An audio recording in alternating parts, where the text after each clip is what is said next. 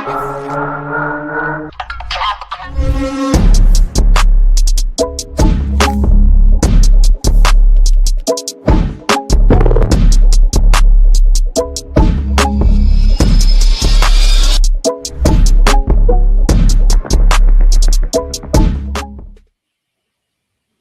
there. Thanks for joining us for another episode of In the Hot Seat.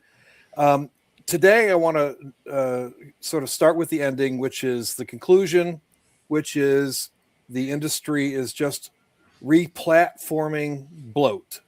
So that's the name of the subtext of our podcast today. Re-platforming bloat. Easy you to can't say. even say it, Pete. Come on. I'm going to trademark that as soon as we hang up.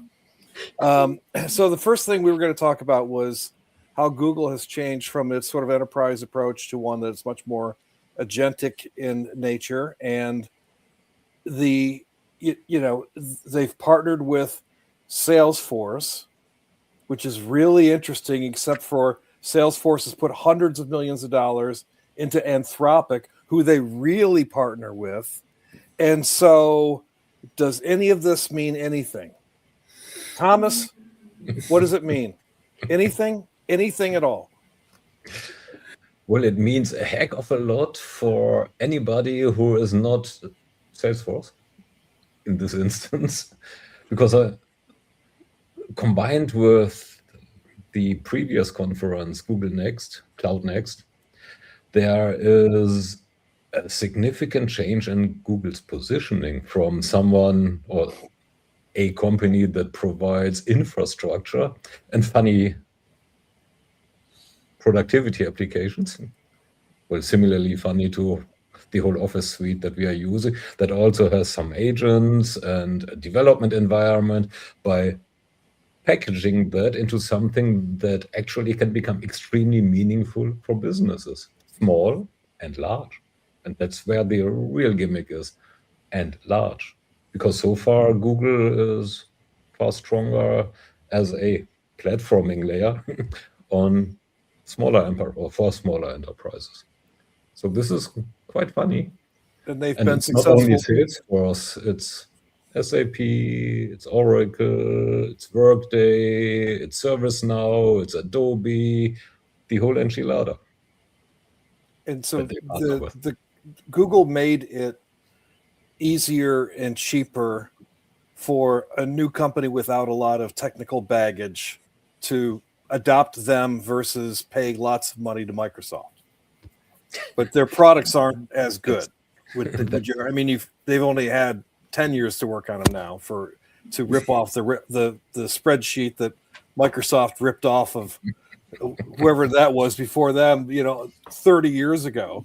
So, but there hasn't been this real uptick in the quality of what it is you're enabling. It's just cheaper, and the only people who could adopt Google were the ones without a lot of technical baggage. It's not about cheaper. It's about integration of business software across the board, and especially the fancy agentic stuff of business software across the board, running and being consolidated and orchestrated on a Google platform across vendors. That's the real big thing. But Salesforce does the same thing, right? Anthropic's trying to do the same thing. Help me out here. Salesforce needs to say the same thing to stay relevant. But we are coming to that later, I guess. I think it's safe to say, right? Every platform you talk about today has this same story. It's on repeat on everyone, right? Yeah. I think the difference for me, this particular announcement has weight in a couple areas. But before I get to that, I just wanted to comment. I think we need to rename the show, Pete, Pete's pessimistic view. I see a new podcast coming out of this. Pete's half hour of pessimism. I want to be shot from the Muppets balcony. Oh, we're so doing that. We talked about this for over a year. Which one of you want to be? I bet AI could come up with a great video for that. Right?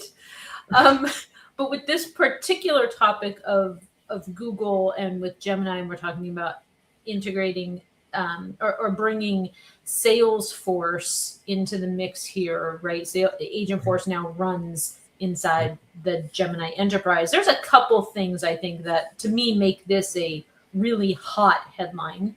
It's a mover, obviously, in my mind, because Google historically, if you think about the way that you worked with Google Apps, it was, the Google App Store and the things that it was connected to, the things that you could connect to within the Google App Store. But there was always still a little bit of a disconnect from a orchestration to really make your business flow from start to finish, right? There was this disjointed concept within the platform. Now this switch, to me, it elevates where Google can play, what companies could have an interest in looking at this from more of an enterprise platform than it traditionally. I would agree it was SMBs, you'd hear about their orchestration on the Google platform because it was very easy for somebody who was getting a company up and running pretty quickly to spin up their their storage and their late CRM capabilities and their email and their website. I mean, this is fundamentally a huge change. Workday just came out this morning. There was an announcement about that partnership with Google Gemini Enterprise Platform and Workday. Think about that. You're now bringing in your HR function from a business standpoint. There's the financial accounting aspect that's in there. I mean, this is a game changer, in my opinion, in terms of where they're now going to become more relevant, and other players need to take stock of that. It almost feels like a ServiceNow kind of play where those different different modules come into play, the HR module, even the project management module with what Google Sheets does as far as templating and project scheduling and all of the nice formatting it does. I mean, it's kind of interesting. Yeah, it's even more, Christy. It's ServiceNow and even Microsoft, because we have identity. Identity. It's ServiceNow also does not have the productivity part. So this is, as Jody said, game changing. Well, what is the impact of this on CRMs in general? I mean, this is embedded in. These agents are embedded in Gemini, and you could send them out on a 4-day work trip. All right, what if they screw up? How are they handling errors? Where's some of the boring stuff, the governance and so on? Where are humans still involved? Not Salesforce, Google. There are no humans. Humans are overrated. Just take Mark Zuckerberg as one example. Humans will. I still stand by the statement that humans will always still be in the loop, right? I don't believe we will ever get. I don't believe we're ever going to get to a point where a human is taken out of the loop for business critical operations. I agree. I just don't. I mean, you can rely on technology to help become more efficient. I didn't say I like it. But I say I do. Is prospecting, especially sort of like inbound salesperson, is that business critical or not? I think it depends on how you now define an inside salesperson. I mean, well, that's what I'm asking. That's how you build your pipeline.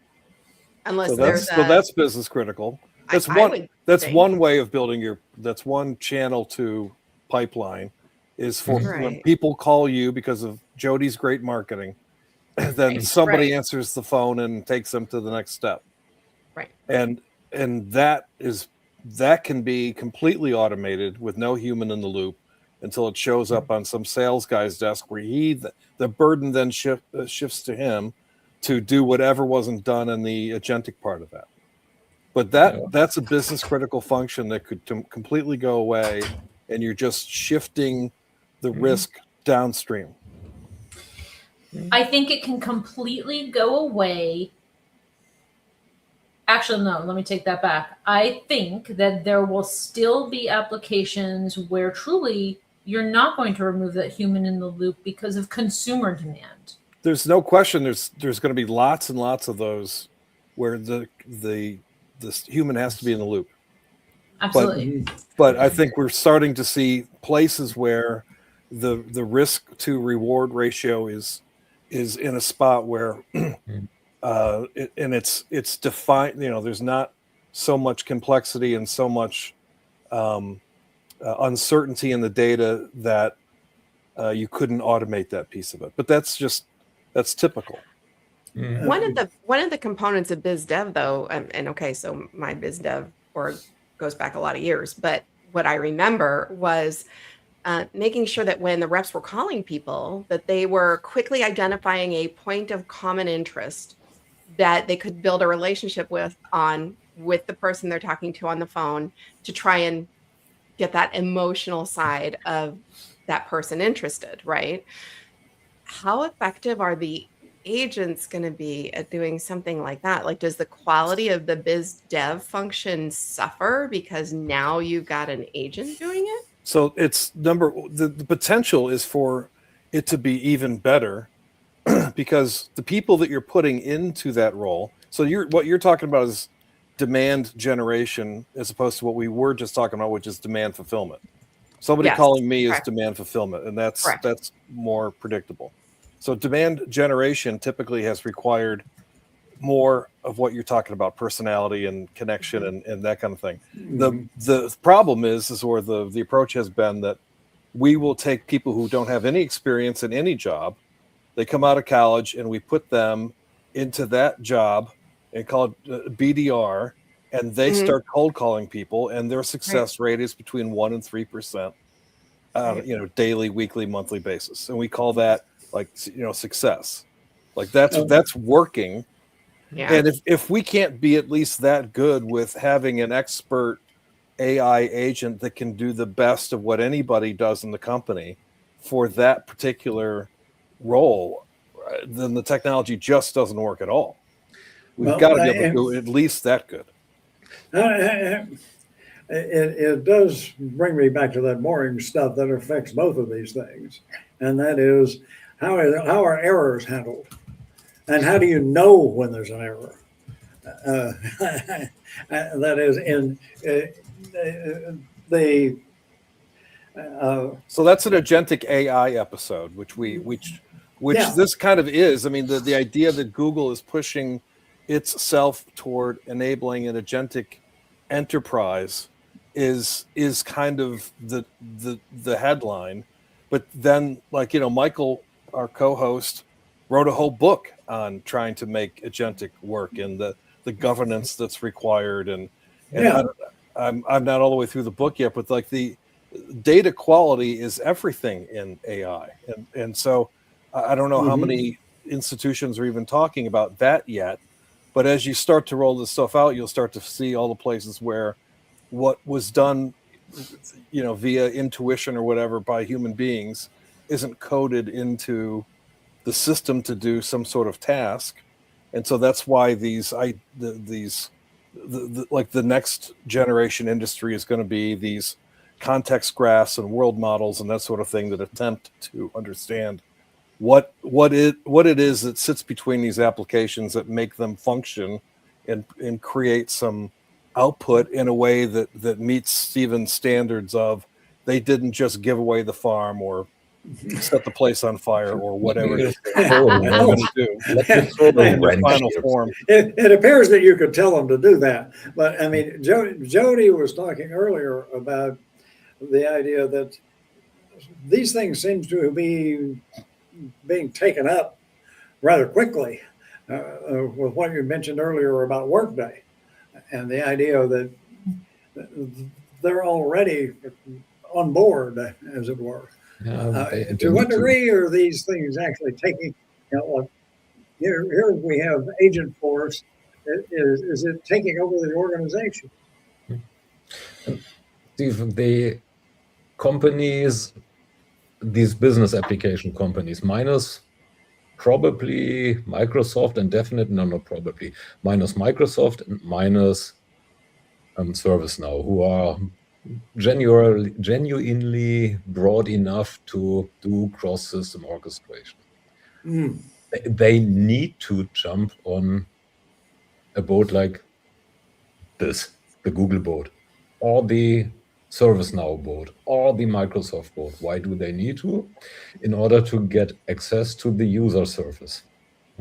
Because they can't, Zendesk is another one, they can't orchestrate across the whole business. Few companies can. Google is now one of them.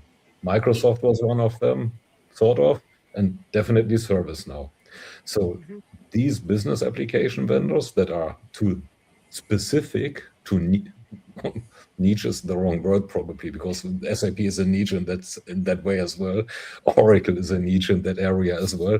So they need to collaborate and cooperate with an orchestrator. Google found out that they can be one, and they acted on it strongly now with this. And for me, focusing on Google Salesforce as this announcement, they are using Salesforce as a vehicle to gain credibility. Same with Workday on a smaller layer. I wonder how that's going to go.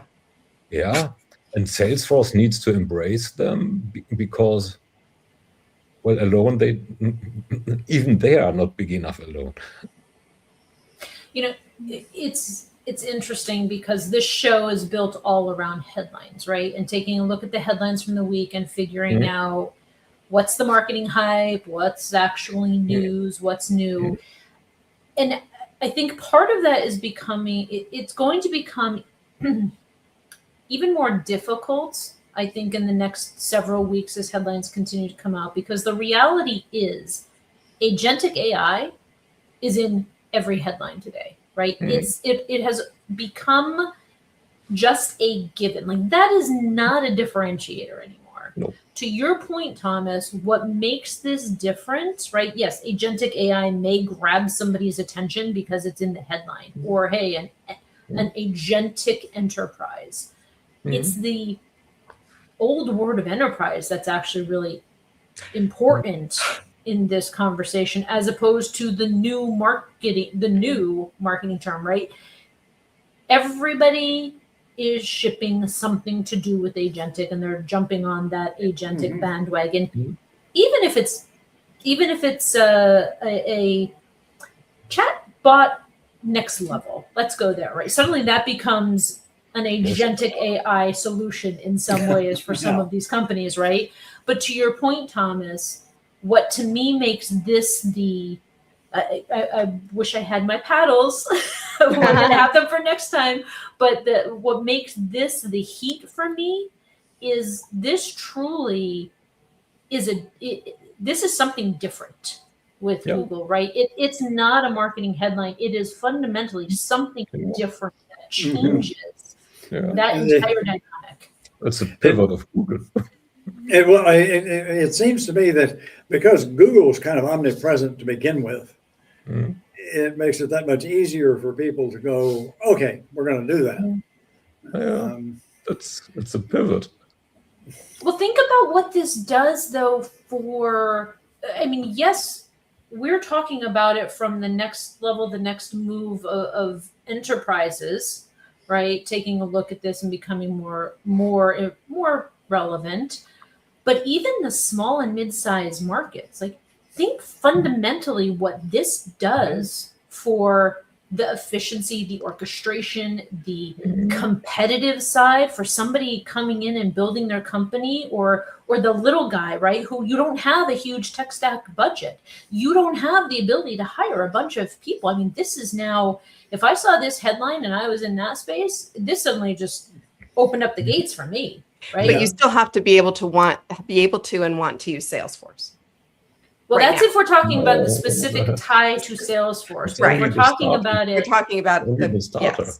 If we're talking specifically about this is a vehicle in that. I know. I was talking about this headline today. Yeah. This is bad news for Salesforce. This headline. Yes, it is. Yeah. It's So double down on that a minute, Thomas. So you say it's a bad news for them. Why do you think it's a bad news? Why do you think it's bad news for them? Because Salesforce positions themselves as the big orchestrator themselves, because they cede control of the user, so they diminish their Slack motion, their Slack bot that they did. Yes. What was that a short while ago? And with what Google does now, with what ServiceNow does, what AWS will do soon, I would be surprised if not, what Microsoft does, all of them are trying to put the business applications vendor underneath their orchestration layer, make them a feature that vanishes. And that is a risk for Salesforce. So they need to embrace it. That's why they are playing their big time in order to, what's the Chinese proverb? You need to embrace your enemy, right? Keep your friends close and your enemy closer.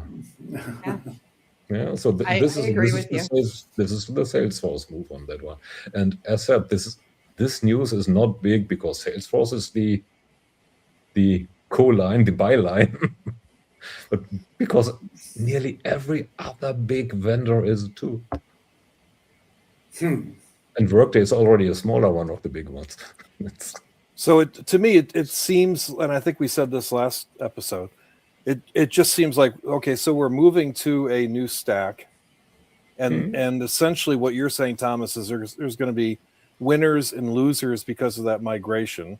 And Salesforce is likely to be a loser in that they're the thing that they had going. It's like I said earlier, the idea of, okay, you're AT&T and you're volunteering to break yourself up. Why would you had control over every phone in the United States? Why would you do that? And it turns out that it's not good for you. Right? So if Salesforce is saying, as it is, that you don't need to use Salesforce directly, just use Slack on top of it, and it's just in the background, and you always need it. It's and if you couple that with, well, how much of the data in Salesforce is even accurate to begin with? Then you'll have some CFO saying, why are we paying this much money for something that even Salesforce is saying you don't interact with directly? How much is essentially middleware worth or a database worth as compared to the user interface? So I think Thomas has that exactly right in terms of who owns the eyeballs. There is a consistency from the Salesforce area as well, because I mean they are saying quote unquote headless, right? So the only one headless is whoever came up with the strategy. Google is now another head, so from that point of view, it's consistent.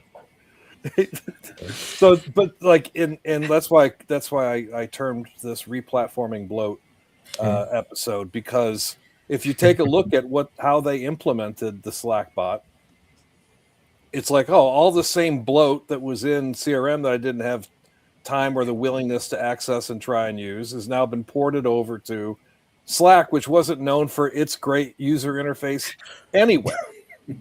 Right? So we're just replatforming a bad strategy onto another one, only this time we don't control the keys of the kingdom anymore. Other than that, I like the strategy of Salesforce and where it's going. Other than it's a lousy strategy, you like, right? Okay, just making sure I'm getting that right. What could go wrong? Well, I'm zeroing in on your idea of the replatforming, right? The replatforming bloat. When we went through, I don't know, when we were doing our reconvening this week to figure out, hey, what are the headlines that we should be focusing on? Which one should we talk about on this show? If you ran the quick query, I think if I remember correctly, there were 21 different headlines as of Monday with the term agentic AI. And I think in half of those, because of the Google announcement earlier, Google was also tied in there. And kind of where I'm going with this is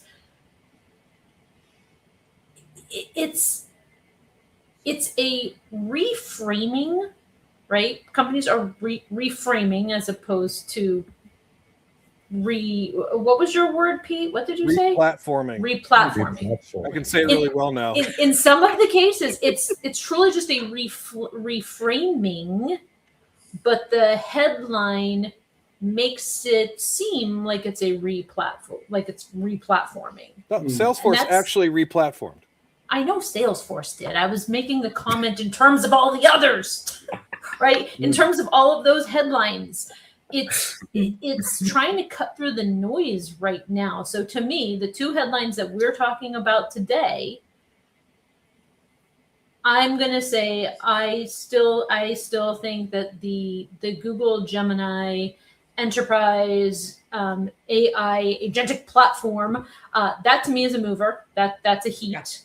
The Salesforce piece as a part of that, I'm going to say is still a heat in my mind. The Salesforce headline that we talked about, coupled with the Summer 26 release, that to me is repackaging existing, right? That to me is not a heat. That one has a big fire hose on it. Everybody knows that Salesforce can develop and deliver software. Right. Sometimes, so not necessarily when they announce it, because their marketing department can deliver far better than that. But I mean, the combination of those two, as evidenced also by their financial quarter, which was less than hot, is evidence enough. I mean, so we have growth on the 40 billion market is still a good number, but look at the other ones. They are at 19, 20. So you have 2.5 minutes to get through where we think heat or not heat. Where are you, Thomas, on the two headlines we're talking about today? Well, Google is a move big time. We should have two heats. Yeah. So that one's on fire. That's an inferno. That's like a blaze. That was a one that came with an announcement, because we had Google Next before. So this now the acceleration of the same thing. Now Salesforce delivering their new release. Well, that's what SaaS companies do every now and then, probably every quarter or every half year. So that's great. Yeah. So what it also is in that announcement is there's quite a few of, let's call them future-looking statements, and not everything is GA, what they're announcing there. So is it ever? Yeah, actually, whatever. Come on. Salesforce software is never better than prior to GA. Like if you could just keep it in the announcement phase, that's when customers hit their peak excitement. Stephen, satisfaction number. Well, there goes the sponsor. I'm going to go with go along with Thomas on this as far as the Google part is concerned, and that is this is definitely heat. This is making a lot of things available to people who might not otherwise have even considered it, for one thing, in terms of the SMEs, for example.